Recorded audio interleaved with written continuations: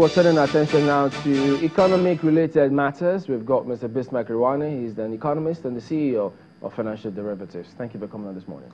Good morning. Thanks for having me. So let's look at the economy. So put it in context for us, particularly in context of the performance of the economy today compared to where we're coming from. How would you say the economy has performed so far?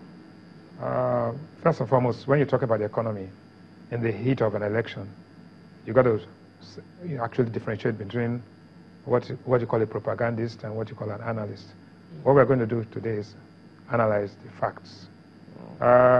Coming from a 10-year period, we had a period in which the potential GDP was higher than the real GDP growth rate.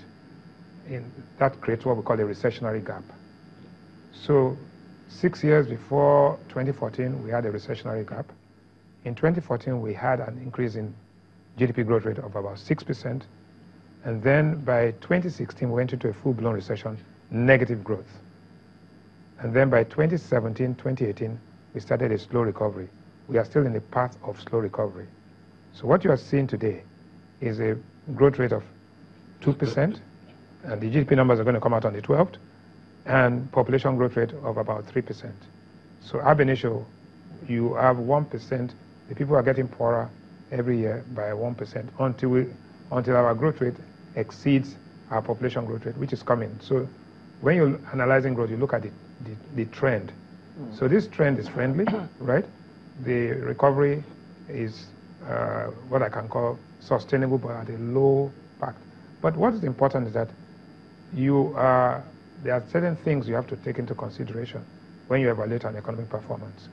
One, what are the good things let's start with what are the things that have become more difficult. In 2014, the price of a liter of diesel was 137. Today it's about 230, right? In 2014, the price of a liter of petrol was 87 naira, right? Today it is 145. However, and a dollar was 155, and today it's 360. But ask yourself the fundamental question. If you wanted a dollar in 2014, and you wanted it at the power market, you pay 199 or 200. The difference between the power market rate and the official rate was 45 naira. Today, the difference between the official rate and the power market rate is 3 naira. So it means that the price of the currency is nearer equilibrium than it was in 2014. What about in terms of the value, what we could do at that time and now? No, but inflation in 2014 was 8%. Inflation now is 11.38%.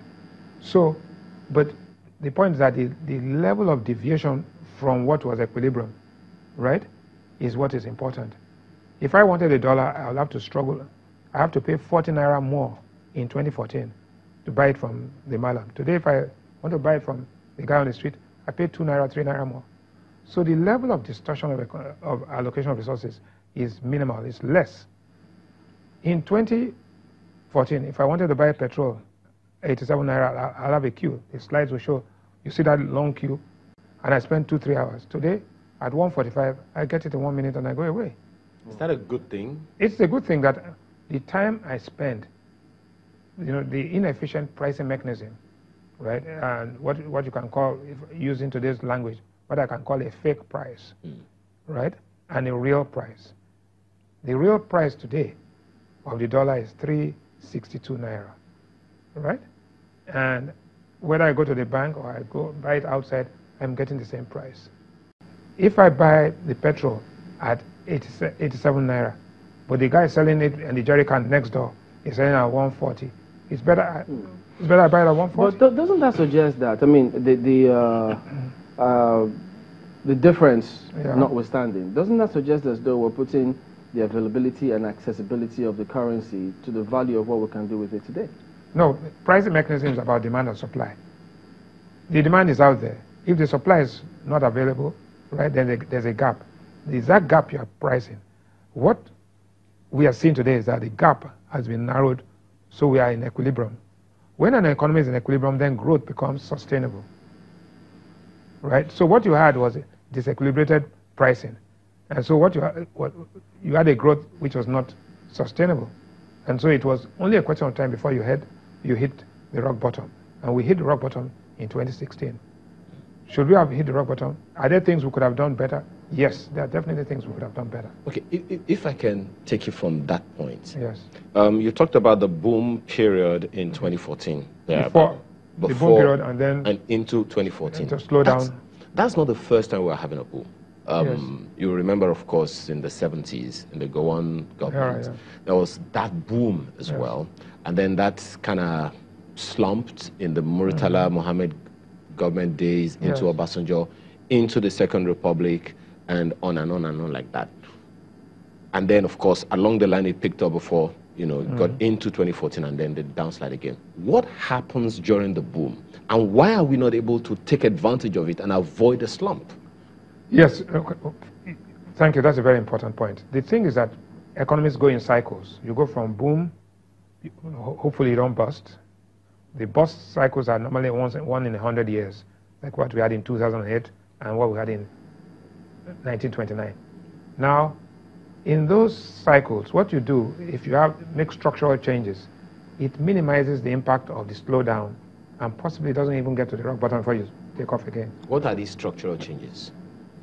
Equilibrium pricing of factors of production. 1, petroleum pricing. 2, foreign exchange pricing. 3, cost-reflective tariffs in power. The closer you get to equilibrium, the less the distortionary effects of bad pricing. And that allows investments into the economy. If you look at our national income, our GDP today is about $420 billion, of which only $62 billion is investment. You ask yourself, why are investments not coming in? And why are Nigerians not investing? Because they have no confidence in the future, right? So you've got to build and you've got to earn the confidence of your people and earn the confidence of investors.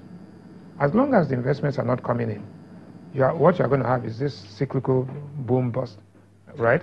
And now, what is investment? There are 4 categories of investments. 1 is domestic investment, you and I. We forsake consumption and save and invest. 2 are diaspora investments, our cousins who are living in Europe, in the United States, in Asia, who bring money back, our footballers, doctors, and all that. Foreign portfolio investors who like your hot money, they bring it in and take it out. And then foreign direct investment. All of these investors, one thing is common. They only invest when there's confidence. And you've got to earn their confidence. Confidence is not about what you say, it's about what you do, right? And government is learning that, and you can see that in the last 6 to 9 months, they've tried to resolve the MTN issue, tried to put certain programs in place in terms of tax initiatives and all, to ensure that investors are beginning to earn their confidence. I'll come back to the domestic investment because I'm really very interested in that one. But how much role or how strong is the role of politics or politics in the economy? Yes. Let's put it this way. The study has shown, and we released a note yesterday, that where you have elections that are credible, where you have elections that are transparent, where you have elections that are largely free and fair, in Sub-Saharan Africa, the economic performance of that country always is positive. And I'll give you examples. In Senegal, in Ghana, in Nigeria in 2015, there was a post-election bounce. Remember, after the APC came to power, the Naira strengthened, the stock market rallied, and everything. Of course, part of it had been squandered. The same thing happened in Ghana, same thing happened in Senegal. However, if you have rank-cross elections, where it's opaque, and it's what we call stolen elections, if you steal the election, what happens? What happened in Ivory Coast, which led to the civil war? What happened in Zimbabwe? What's happening in DRC? And of course, Venezuela. So there's a strong correlation between credible elections and investor positive sentiment and economic outcomes. So the decision is yours. But again, you have to look at politics and economy in transition. The economic transition of Nigeria is happening much more rapidly than its political transition. The political work in progress is more crude, right? It's more rudimentary. And it's to a large extent, this very native politics we have here, whilst the economy itself is becoming more sophisticated. So you've got to bridge the political immaturity with the economic sophistication. When you bring that together, then you'll have